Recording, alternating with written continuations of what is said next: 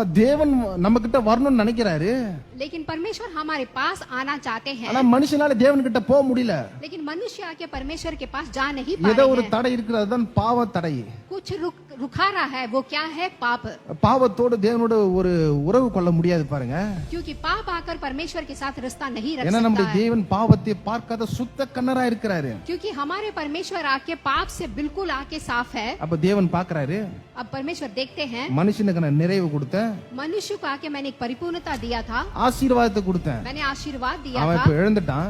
लेकिन अब ये सब आके उन्होंने நான் खो அப்படியே दिया। விட்டுற போறது இல்ல. अब मैं उसे ऐसे नहीं छोड़ने वाला, மறுபடியும் அவனை நிறைவுக்குள்ளான கொண்டு வர போறேன். मैं दोबारा आके उनको परिपूर्णता बनाने वाला हूं, மறுபடியும் அவனை ஆசீர்வதிக்க போறேன். और फिर से उनका आशीर्वाद करूंगा। என்னுடைய திட்டம், என்னோட நோக்கம் அவன் இப்படியே இருக்க கூடாது, குறைவில இருக்க கூடாது, சாபத்துல இருக்க கூடாது அப்படின்னு. क्योंकि मेरा योजना आके वो कमी घटी में नहीं रहना है, पाप में श्राप में नहीं रहना है। தேவனுடைய நோக்கம் என்னன்னா, மனுஷனை குறித்து அவன் எல்லாவற்றிலும் சுகமாய் இருந்து நன்றா இருக்க வேண்டும், அவன் நிறைவா இருக்க வேண்டும் என்று தேவன் விரும்புகிறார். परमेश्वर का योजना ये है कि मनुष्य हर चीज में परिपूर्णता से आशीर्वाद से रहना है करके, அதனுடைய பிளான் தான் கல்வாரி சிலுவை. और वही है उसका प्लान ही आके कलवारी क्रूस।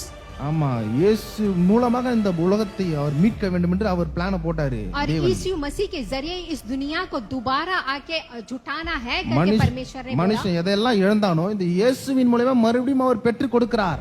अब मनुष्य जो कुछ खोया है यीशु मसीह के जरिए उनको दोबारा लेके देने वाले அதுதான் हैं, ரட்சிப்பு. और वही आके उद्धार है। இயேசு கிறிஸ்து மூலமா பெற்றுக்கொண்ட ரட்சிப்பு அதுதான். यीशु मसीह के द्वारा आपने पाया हुआ वही उद्धार है।